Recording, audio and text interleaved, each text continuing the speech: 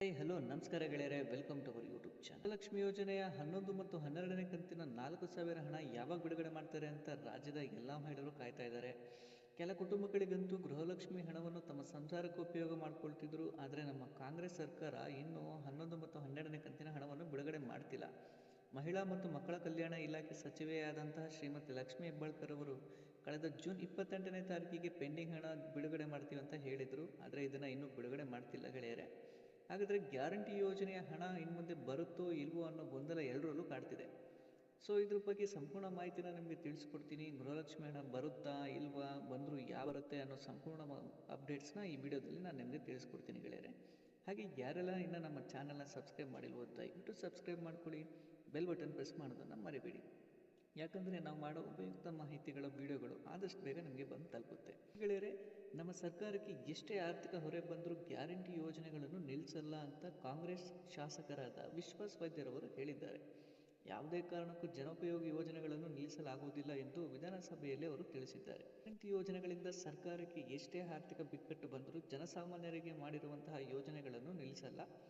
ಆದರೆ ಇನ್ನು ಸ್ವಲ್ಪ ದಿನಗಳ ನಂತರ ಪೆಂಡಿಂಗ್ ಉಳಿದಿರುವ ಯೋಜನೆ ಹಣಗಳೇನಿದೆ ಅದನ್ನು ಖಂಡಿತ ಬಿಡುಗಡೆ ಮಾಡ್ತೀವಿ ಅಂತ ಅವರು ತಿಳಿಸಿದ್ದಾರೆ. ಹಾಗೆ ಮಹಿಳಾ ಮತ್ತು ಮಕ್ಕಳ ಕಲ್ಯಾಣ ಇಲಾಖೆ ಸಚಿವೆ ಶ್ರೀಮತಿ ಲಕ್ಷ್ಮಿ ಹೆಬ್ಬಾಳ್ಕರ್ ಅವರು ಮಾಧ್ಯಮದ ಮುಂದೆ ಕೂಡ ಮಾತಾಡಿದ್ದಾರೆ. ಯಾವುದೇ ಕಾರಣಕ್ಕೂ ಅವರು ಗೃಹಲಕ್ಷ್ಮಿ ಯೋಜನೆಗಳನ್ನು ನಿಲ್ಲಿಸಲ್ಲ. ರಾಜ್ಯದ ಮಹಿಳೆಯರು ಯಾವುದೇ ಗೊಂದಲಕ್ಕೀಡಾಗಬೇಡಿ. ಇನ್ನು ಸ್ವಲ್ಪ ದಿನಗಳು ಕಾಯ್ದರೆ ಪೆಂಡಿಂಗ್ ಇರುವ ಹಣವನ್ನು ಖಂಡಿತ ನಿಮ್ಮ ಖಾತೆಗಳಿಗೆ ಜಮಾ ಮಾಡಲಾಗುತ್ತೆ. ಜೂನ್ ತಿಂಗಳ ಹಣ ಏನಿದೆ ಅದನ್ನು ಡಿ.ಬಿ.ಟಿ ಟ್ರಾನ್ಸ್ಫರ್ ಮಾಡೋದಕ್ಕೆ ಎಲ್ಲ ಸಿದ್ಧತೆಗಳು ನಡೆದಿದೆ. ಆದರೆ ಗೃಹಲಕ್ಷ್ಮಿ ಅರ್ಜಿಗಳನ್ನು ಮರುಪರಿಶೀಲನೆ ಕೆಲಸಗಳು ನಡೆತಿರೋದಕ್ಕೆ ಸ್ವಲ್ಪ ತಡ ಆಗಿದೆ ಎಂದು ಅವರು ಮಾಧ್ಯಮಗಳ ಮುಂದೆ ತಿಳಿಸಿದ್ದಾರೆ. ಆದರೆ ಯಾರು ಕೂಡ ಯೋಚನೆ ಮಾಡೋ ಅವಶ್ಯಕತೆ ಇಲ್ಲ ಗೆಳೆಯರು. ಎಷ್ಟು ದಿನನೇ ಕಾಯ್ದಿದ್ದೀರಾ, ಇನ್ನೂ ಸ್ವಲ್ಪ ದಿನ ಕಾಯೋಣ. ಒಟ್ಟಿಗೆ 4,000 ಆಗ್ತಾರೋ ಅಥವಾ 2,000 ಬೇರೆ ಬೇರೆ ಆಗ್ತಾರೋ ನೋಡೋಣ. ಆದರೆ ರಾಜ್ಯದ ಮಹಿಳೆಯರ ಗೊಂದಲಕ್ಕೆ ಸಚಿವರು ಸಮಾಧಾನ ಕೊಟ್ಟಿದ್ದಾರೆ. ಆದರೆ ಗೃಹಲಕ್ಷ್ಮಿ ಹಣ ಯಾವಾಗ ಖಾತೆಗೆ ಜಮಾ ಮಾಡ್ತಾರೆ ಅನ್ನೋ ಪ್ರಶ್ನೆಗೂ ಕೂಡ ಉತ್ತರ ಹೇಳಿದ್ದಾರೆ. ಮುಂದಿನ ತಿಂಗಳು 25ನೇ ತಾರೀಕಿನವರೆಗೆ ಮರುಪರಿಶೀಲನೆ ಕೆಲಸಗಳು ಮುಗಿಯುತ್ತೆ. ನಂತರ ಯಾವ ದಿನಾಂಕಕ್ಕೆ ಹಣ ಬಿಡುಗಡೆ ಆಗುತ್ತೆ ಅನ್ನೋ ವಿಷಯನ ತಿಳಿಸ್ತೀವಿ ಅನ್ನೋ ವಿಚಾರನ ಹೇಳಿದ್ದಾರೆ. ಯಾಕಂದರೆ ಸಲ ಅವರು ತುಂಬ ಸ್ಮಾರ್ಟಾಗಿ ಆನ್ಸರ್ ಮಾಡಿದ್ದಾರೆ. ಇಂಥ ದಿನಾಂಕನಂತ ಹೇಳಿದರೆ ಆ ದಿನಾಂಕದ ಏನಾದರೂ ಮತ್ತೆ ಎಕ್ಸ್ಚೇಂಜ್ ಆದರೆ ತಿರ್ಗಾ ಮತ್ತೆ ರಾಜ್ಯದ ಮಹಿಳೆಯರು ಆಕ್ರೋಶಕ್ಕೊಳಗಾಗ್ತಾರೆ ಅಂತ ಹೇಳಿ ಯಾವ ದಿನಾಂಕ ಅಂತ ಹೇಳಿಲ್ಲ. ಅವರು ಯಾವ ದಿನಾಂಕ ಅಂತ ಪ್ರಕಟ ಮಾಡಿದ ತಕ್ಷಣ ನಿಮಗೆ ಅಪ್ಡೇಟ್ಸ್ನ ಕೊಡ್ತಾ ಇರ್ತೀನಿ ಗೆಳೆಯರೆ.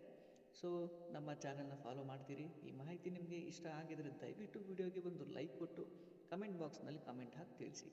ಹಾಗೆ ಆದಷ್ಟು ಈ ಮಾಹಿತಿನ ನಿಮ್ಮ ಸ್ನೇಹಿತರಿಗೆ ಸಂಬಂಧಿಕರಿಗೆ ಶೇರ್ ಮಾಡಿ ಅಂತ ಹೇಳ್ತಾ ವಿಡಿಯೋ ಮುಗಿಸ್ತಿದ್ದೀನಿ ಗೆಳೆಯರೆ. ಧನ್ಯವಾದ.